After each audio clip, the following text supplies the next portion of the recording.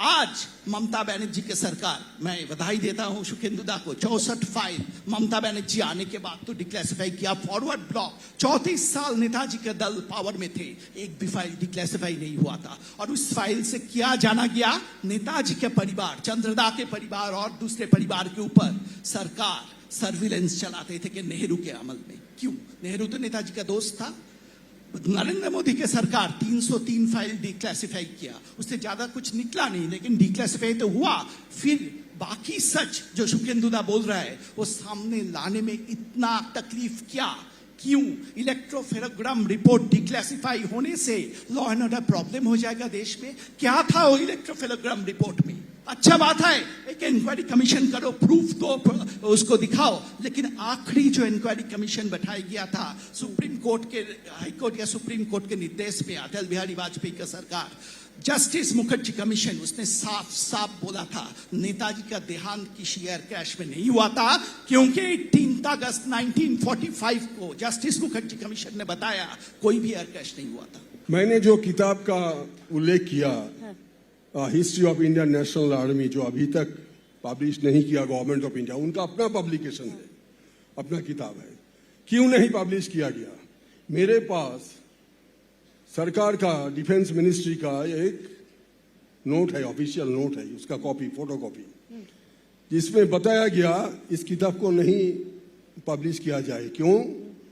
न उस किताब की 186 पेज नंबर 186 से 191 तक जो कुछ भी लिखा गया, उससे यह धारणा पैदा होगा कि नेताजी प्लेन क्रैश में नहीं जान गंवाया, उन्होंने बच के दूसरा कहीं चले गए।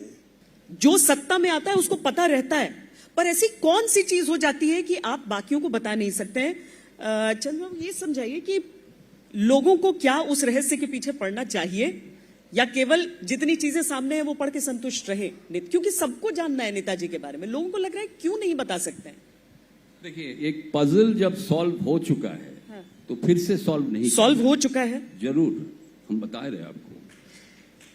देखिए, 23 जनवरी 2016 तक हम भी नहीं मानते थे, परिवार के काफी लोग नहीं मानते थे, नेताजी को देहांत हुआ है 18 अगस्त 1945 में।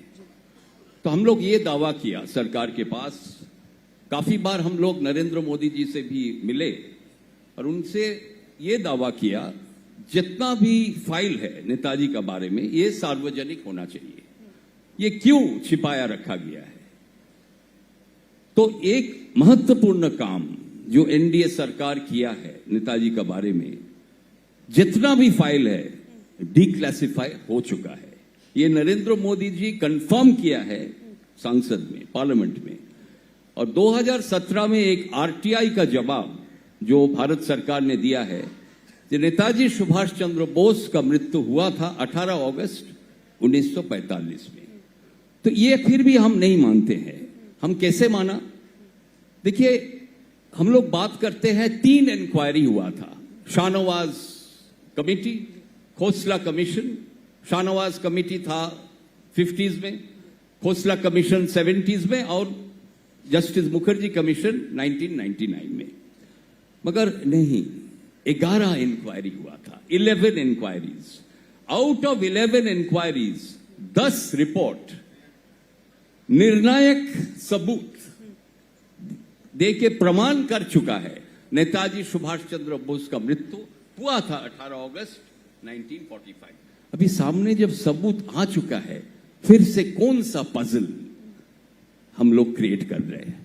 क्लोजिंग कमेंट्स के लिए अब समय जी। नीलाद्री, पहली बात है, बहुत सारा इंक्वायरी कमीशन किया गया, लेकिन भारत सरकार ने 3 ही इंक्वायरी कमीशन किया था और तीसरा कमीशन बैठाए जाने का मतलब यही है, पहले 2 कमीशन का रिपोर्ट वैलिड नहीं थे, नहीं तो कोर्ट नहीं ऑर्डर नहीं देता तीसरा कमीशन करने के लिए। और तीसरा कमीशन, आखिरी कमीशन क्या बोला? कोई एयर क्रैश नहीं हुआ था। दूसरा बात, अगर सरकार मानते हैं नेताजी का मौत हो गया था 18 अगस्त को, प्रधानमंत्री को स्टेटमेंट देना चाहिए। वो इतना कुछ कर रहा है नेताजी को सम्मान देने के लिए, स्टेटमेंट क्यों नहीं देता है? प्रधानमंत्री लास्ट ईयर जापान गया था और रेनको जी मंदिर में भी गया नहीं। 2 बार गए, दोनों बार नहीं गए। 2 बार नहीं गया, क्यों?